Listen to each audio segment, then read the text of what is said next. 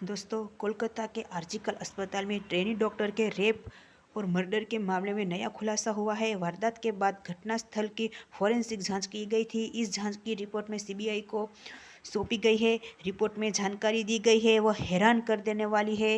दरअसल रिपोर्ट में कहा गया है कि अस्पताल के जिस सेमिनार हॉल में ट्रेनी डॉक्टर की लाश मिली थी, वहां स्ट्रगल के कोई भी निशान नहीं थे और नहीं मिले हैं। यानी ऐसे मैं कोई मोमिता, सबूत नहीं है कि देखिए मुझे घटनास्थल पर ऐसे मारा आरोपी गया और है। ट्रेनी डॉक्टर मैंने के तो बीच कपड़े भी कोई छोटे नहीं संघर्ष हुआ पहने है, थे। कोई मैं तो हाथापाई हुई पार्टियों में है। भी नहीं जाती दिल्ली थी। के मैं तो विशेषज्ञों ने लड़कों के साथ 14 भी नहीं अगस्त घूमती को थी। आरजीकर मैं तो अस्पताल सीधी की सादी जांच पर लड़की थी, सैंपल संस्कारी इकट्ठे किए परिवार की थे लड़की थी। और 11 सितंबर किसी को को बुरा सीबीआई के लगे सामने इसकी ऐसा भी रिपोर्ट नहीं बोलती प्रस्तुत की थी, गई। फिर भी फॉरेंसिक मुझे मार रिपोर्ट दिया। में कहा गया है क्यों? कि सेमिनार हॉल में लकड़ी के स्टेज और गद्दे के अलावा आसपास संघर्षों के मैं मोमिता बोल कोई रही भी हूँ। सबूत नहीं मुझे मिला है। आपसे कुछ बात आखिर करनी है। सिर्फ एक ही मैंने बात माँ को दिमाग पहले में दिन से आती ही है सब बता दोस्तों दिया था। कि कानून संजय क्या रोय सिर्फ को सिर्फ गरीब फंसाया और जा रहा है। मजदूर लोगों के लिए मेरा बनाया कातिल गया कोई है, और है। बड़े लोगों और को कोई आज मैं कानून आपको का बताती डर हूँ नहीं मेरे है। साथ क्या उसको हुआ क्या था। कोई डर जब नहीं मैंने होता माँ है से कहा कि मुझे ऐसा डॉक्टर बनना कांड है, तो करने से उसने मुझे हमारी क्या कभी नहीं रोका। हालत होगी। और मेरी अगर माँ किसी चाहती नेता थी कि मंत्री मैं की डॉक्टर बेटी बनूं, होती क्योंकि हम तो गरीब सबूत भी परिवार से थे। मिलते, गवाह भी मिलते।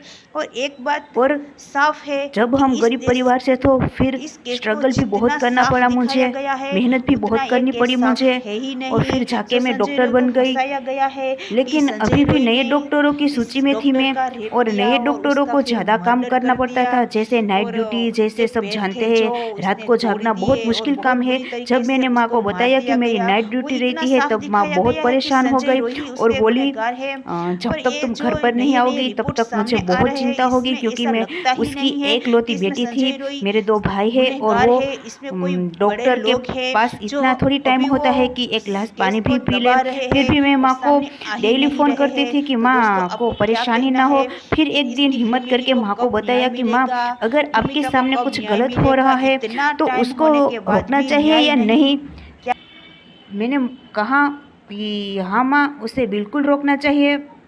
ईश्वर भी उसका साथ देता है। ईश्वर भी कहता है कि हमें सच्चाई का साथ देना चाहिए। फिर कुछ देर के लिए मैं चुप हो गई। फिर माँ ने आवाज़ दी कि बेटा खाना खा लो, लेकिन आज खाने का बिल्कुल मन नहीं कर रहा था। फिर हिम्मत करके माँ को बता दिया कि ऐसा कुछ गलत हो रहा हो जो आप में रोकने की हिम्मत भी ना हो, तब क्या करे। तब माँ ने बोला बेटा लड़ना चाहिए, हिम्मत करनी चाहिए। अगर इंसान कोशिश करता है तो भगवान भी उसका साथ देता है। तब माँ ने थोड़ी ऊंची आवाज़ में मुझे पूछा कि तू किस बारे में बात कर रही है और आखिर हुआ क्या है। फिर मैंने कुछ नहीं, बस ऐसे ही पूछ लिया और ऐसे बात को टाल दी। जबकि मुझे डॉक्टर बनाने के लिए मेरी माँ ने सारे गहने बेच दिए थे। भाई और बाबा को भी बहुत उम्मीद थी हमसे। भाई बहुत प्राउड फील करते थे कि आखिर मेरी बहन डॉक्टर बन गई। और मैंने भी दिन रात मेहनत कर इधर उधर टाइम पास नहीं, सिर्फ अपने गोल पे ही फोकस किया और मेहनत रंग लाई और मैं डॉक्टर बन गई और अपने माता पिता का सर ऊंचा कर दिया। परंतु मुझे आने वाली तबाही का पता नहीं था कि मेरे साथ क्या होने वाला है। जब सुबह घर से ड्यूटी पे निकली तब माँ ने नाश्ता बना दिया और सर पे हाथ रख के बोली बेटा नाश्ता कर ले, बाद में बहुत काम होगा तो तुझे टाइम भी न मिले। और मैंने माँ के सामने देखा और मुस्कुराई और नाश्ता कर लिया। मुझे थोड़ी पता था कि ये आखिरी नाश्ता है। इसके बाद मेरी माँ मुझे इस हालत में कभी नहीं देख पाएगी और जब वो मुझे देखेगी तब उसकी रूह कांप जाएगी। फिर मैं सुबह अस्पताल गई। वहाँ बहुत काम था और मैं पूरा दिन काम करके थक गई थी। फिर सोचा थोड़ी देर आराम कर लूँ तो थकान कम हो जाएगी। और सुबह से शाम तक कुछ खाया भी नहीं था तो बहुत ही थक भी गई थी और काम ज़्यादा हो था तो खाने पे ध्यान भी नहीं दिया और मैं आके सो गई। सिर्फ थकान की वजह से मैं कुंडी लगाना भूल गई।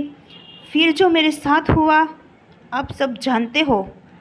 आप लोगों ने मेरी बॉडी को देखा है, मुंह से खून, आँखों से खून, हड्डियाँ टूट गई, दोनों पैर को चीर दिया गया। क्या मुझे इतनी आसान मौत मिली है? नहीं। किस हद तक दर्द सहा होगा तब जाके मेरी मौत हुई। मुझे कितना दर्द हुआ होगा, किस दर्द से गुजरी हूँ मुझे ही पता है। आखिर मेरी कौन सी गलती थी जो मुझे इतनी भयानक मौत मिली? आखिर मैंने कौन सा गुनाह किया था जो मुझे इतनी।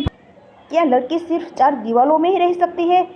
क्या हम आगे नहीं बढ़ सकते? मुझे न्याय चाहिए। जो आप लोग हमें दिला सकते हो, दिलवाओगे ना न्याय? मेरे माता पिता का साथ दोगे ना मुझे न्याय दिलाने में? आप मेरे माता पिता का साथ दो और मुझे न्याय दो। बस मैं वही चाहती हूँ। प्लीज़ मुझे न्याय दो।